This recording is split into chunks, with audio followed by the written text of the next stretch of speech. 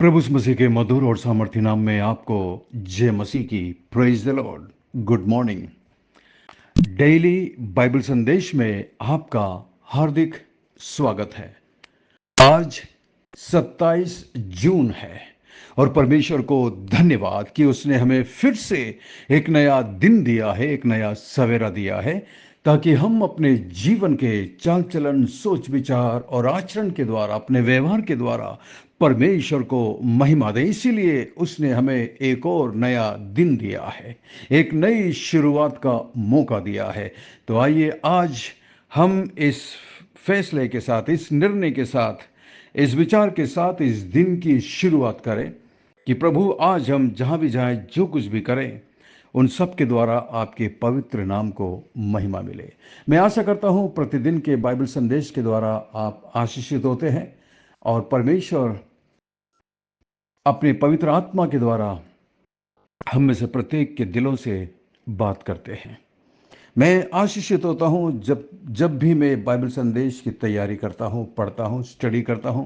मैं खुद बहुत कुछ सीख रहा हूं और ये मेरा सौभाग्य है। मैं आप में से प्रत्येक का दिल से आभारी हूं, धन्यवादी हूं कि आप अपना कीमती वक्त निकालते हैं ताकि आप इस बाइबल संदेश को सुने।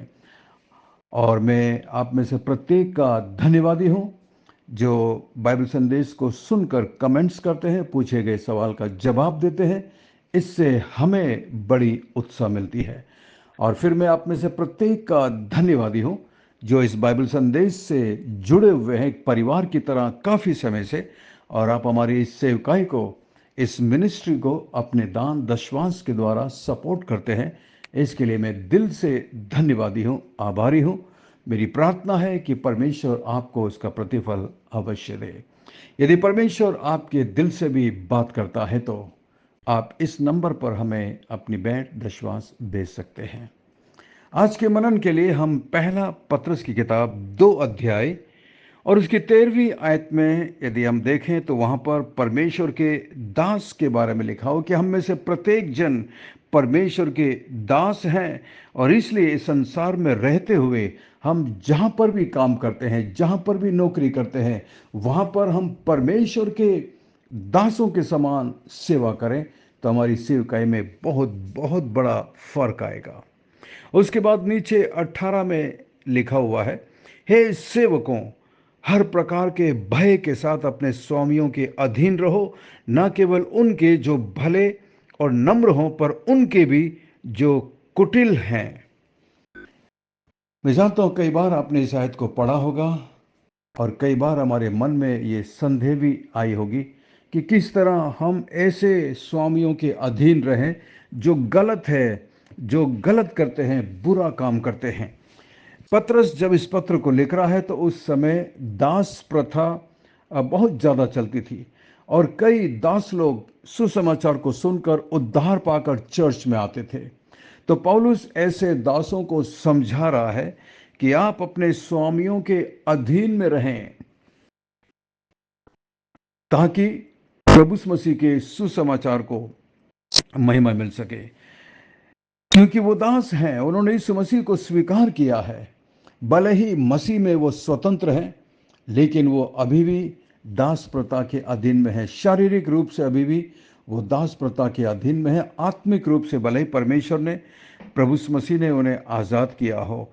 इसलिए यहाँ पर बताया गया है कि अपने अपने स्वामियों के अधीन रहो। जहाँ पर भी आप हैं, जहाँ पर भी आप सेवा करते हैं, जहाँ पर भी आप काम करते हैं, वहाँ पर आप अपने अपने स्वामियों के अधीन रहो।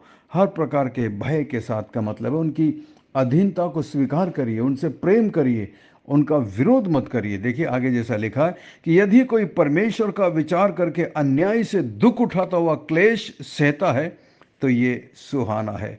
देखिए परमेश्वर का विचार करके आप यदि अन्याय को सहन करते हैं, विशेष करके वो स्वामी लोग जो अविश्वासी हैं, परंतु एक दास जिसने इस मसीह पर विश्वास किया है, उसका जीवन बदला है, उसके विचार बदले हैं। अब यदि उसका स्वामी उस पर अन्याय करता है तो यहाँ पर पत्रस कहता है कि आप उसको सहन करिए। अन्याय से दुख उठाता हुआ क्लेश सहता है तो ये सुहावना है, ये अच्छा है। क्योंकि 20 में लिखा, क्योंकि यदि तुमने अपराध करके घूसे खाए, धीरज धरा, तो इसमें बड़ाई की क्या बात है। पर यदि भला काम करके दुख उठाते हो, धीरज सहते हो, तो ये परमेश्वर को भाता है। परमेश्वर पर छोड़िए, परमेश्वर को न्याय बनने दीजिए।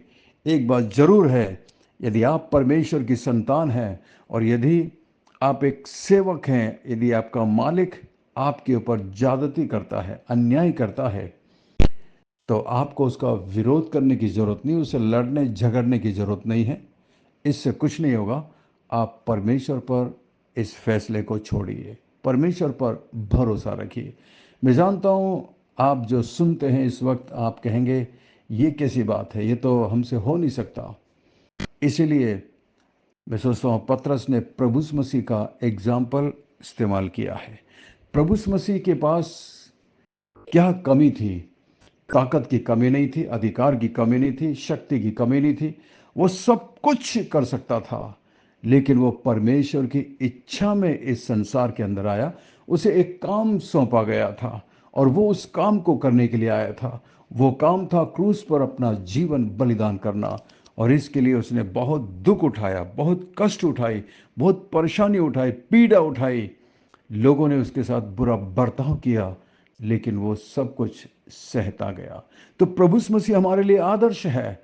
एक बार जरा सोचिए, गलत काम करके, अन्याय करके, बुराई करके दुख उठाने से अच्छा है सही काम करके, अच्छा काम करके दुख उठाइए। दोनों में से कौन सा अच्छा है?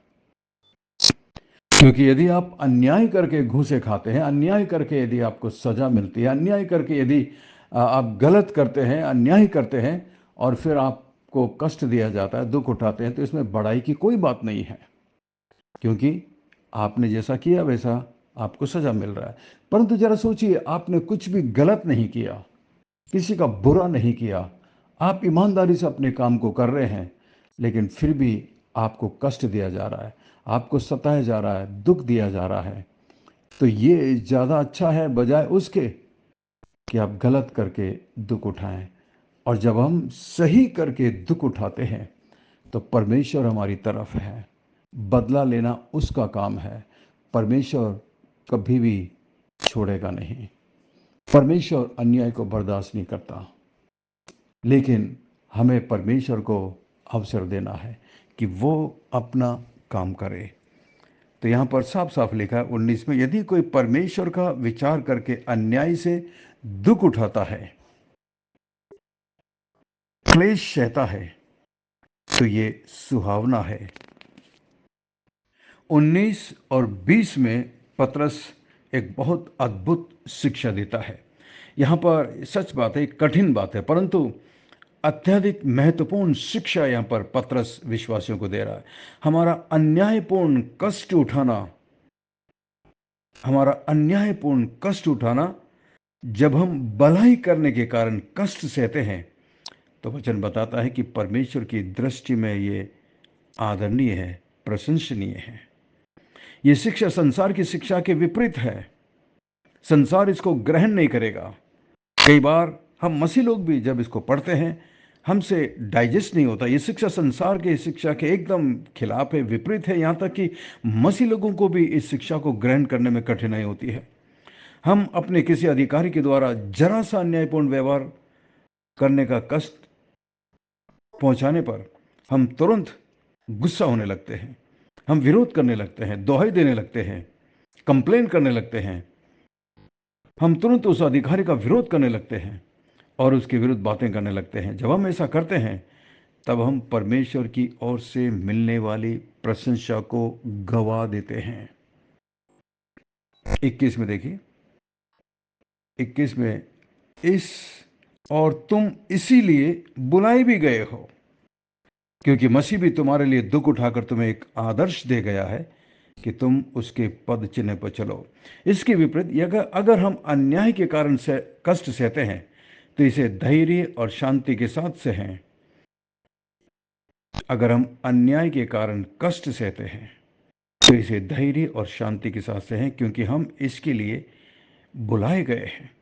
मसीह को हमारे खातिर दुख सहने के लिए बुलाया गया था। उसके पास कोई परेशानी, कोई कमी नहीं थी ताकत की, परंतु वो हमारे लिए उसने दुख उठाया। इसके साथ ही मसीह के पीछे चलने वाले लोग भी कष्ट सहन करने के लिए बुलाए गए हैं। जरा सोचिए, वो पिछली बार कब था जब आपने सही किया और सही करने की वजह से आपको तकलीफ हुई। अगर ऐसा हुआ है तो अब मसीह हमारे लिए आदर्श है। परमेश्वर आपको सहने से बाहर कष्ट तकलीफ में पड़ने नहीं देगा। हमेशा याद रखिए, उस पर भरोसा रखिए। यीशु मसीह हमारे लिए आदर्श है और हमें उसके पद चिन्हों पर चलना है। 22 में, ना तो उसने पाप किया और ना उसके मुंह से छल की कोई बात निकली। इतना अन्याय सहने के बावजूद भी उसके अंदर से लोगों के लिए आशीष निकली, अच्छी बातें निकली, दुआएं निकली। जब वो क्रूस पर था, उसने अपने सताने वालों के लिए प्रार्थना की। और यदि हम उसकी संतान हैं तो हमारे अंदर प्रभु मसीह का ये आदर्श, ये गुण जरूर होना चाहिए। वो गाली सुनकर गाली नहीं देता था। 23 में, वो गाली सुनकर गाली नहीं देता था और दुख उठाकर किसी को भी धमकी नहीं देता था, पर अपने आप को सच्चे न्याय के हाथ में सौंपता था। 24 में, वो आप ही हमारे पापों को अपनी देह पर लिए हुए क्रूस पर चढ़ गया, जिससे हम पापों के लिए मरकर धार्मिकता के लिए जीवन बिताएं। पापों के लिए मरकर धार्मिकता के लिए जीवन बिताएं, क्योंकि प्रभु मसीह हमारे पापों के लिए क्रूस पर बलिदान हुआ है। इसलिए अब हमें पाप में जीवन बिताने की आवश्यकता नहीं है। अब हमें पाप की गुलामी करने की आवश्यकता नहीं है। प्रभु मसीह ने हमारे पापों का कर्जा चुकता कर दिया है, हमें आजाद किया है। 25 में, क्योंकि तुम पहले भटकी हुई भेड़ों के समान थे। जरा अपने दिमाग में ये तस्वीर को सोचिए, एक भेड़ जो भटक गई है जंगल में, क्या हाल होगा उसका। वैसा ही हमारा हाल था। हम भटके हुए भेड़ों के समान थे, घायल थे, मरने वाले थे, पर अब अपने प्राणों के रखवाले और अध्यक्ष के पास लौट आए हो। कितनी अद्भुत बात है। संसार के लोग इस बात को नहीं बोल सकते, लेकिन आप और मैं इस बात को बोल सकते हैं कि हम अपने उद्धारकर्ता, हमारे प्राणों के रखवाले प्रभु यीशु मसीह के पास लौट कर आए हैं। हम भी खोए हुए थे, हम भी अविश्वासी थे, हम भी उनकी तरह बुरे काम को करने वाले थे, लेकिन परमेश्वर ने हमको वहां से छुड़ाया है, वहां से बचाया है। अब हमें उनकी तरह बनने की आवश्यकता नहीं है। इसीलिए इसीलिए पतरस कहता है, अपने अपने स्वामियों के अधीन रहो। जहां पर भी आप काम करते हैं, शायद आप टीचर हैं, शायद आप प्रोफेसर हैं, शायद आप कुछ भी जॉब करते हैं, फैक्ट्री में या किसी शॉप में या किसी कंपनी में या किसी स्कूल में, कॉलेज में, कहीं पर भी शायद आप काम करते हैं। आपके ऊपर एक स्वामी है, एक अधिकारी है। जब आप किसी के अधीन में काम करते हैं, याद रखिए, उनके अधीन होने से पहले आप मसीह के अधीन हैं। आप उनके सेवक होने से भी पहले आप मसीह के सेवक हैं। तो वैसा ही व्यवहार करिएगा, वैसा ही व्यवहार करिए। और मैं जानता हूं, ऐसे व्यवहार के द्वारा परमेश्वर उस व्यक्ति के दिल को अपनी तरफ खींचेगा, उनको नरम करेगा। परंतु यदि जैसा वो करे वैसा हम भी करें, तो इसमें क्या बड़ाई, कोई बड़ाई नहीं है। हम गलत करके यदि दुख उठाएं तो इसमें क्या बड़ाई है। सही करके दुख उठाना, ये परमेश्वर को भाता है। परमेश्वर आपको आशीष दे, आपको शक्ति दे, ताकत दे, अनुग्रह दे, ताकि आप ऐसा जीवन जी सके। आइए हम प्रार्थना करें। स्वर्ग में विराजमान जीवित और जिंदा परमेश्वर, अनुग्रहकारी दयालु पिता, विलंब से कोप करने वाले अति करुणामय परमेश्वर, आज का वचन मान परमेश्वर हमारे सोचने विचारने से कई गुना बढ़ करके है। प्रभु, हम इंसान हैं, लेकिन आपका वचन, आपकी बातें प्रभु हमारे विचारों से बहुत अलग है। हम सोच भी नहीं सकते ऐसी बातें प्रभु आपका वचन बताता है। और मैं जानता हूं प्रभु जी, हम में से ऐसा कोई नहीं है जो पूरी तरीके से आपके वचन पर चलता हो, जीवन जीता हो। हमें क्षमा करना, हमें माफ करना प्रभु जी। हमें अपनी पवित्र आत्मा की शक्ति और ताकत दीजिए, ताकि जैसा आज हमने पढ़ा है वैसा ही हम जीवन बिता सकें। बुराई करके ना दुख उठाएं, लेकिन प्रभु आपके लिए भलाई करते हुए दुख उठाने के लिए आप हमें ऐसी क्षमता दीजिए, ताकत दीजिए प्रभु। मैं प्रार्थना करता हूँ इस बाइबल संदेश से जुड़े हुए मेरे प्रत्येक भाई बहन प्रभु, जो किसी भी प्रकार की परेशानी में है, विशेष करके प्रभु मेरे मसीह भाई बहन जहाँ जहाँ अलग अलग जगह काम करते हैं प्रभु जी, मैं जानता हूँ उनके लिए आसान नहीं है एक मसीह होकर काम करने में। उन्हें तकलीफ दी जाती है, तंग किया जाता है, परेशान किया जाता है प्रभु।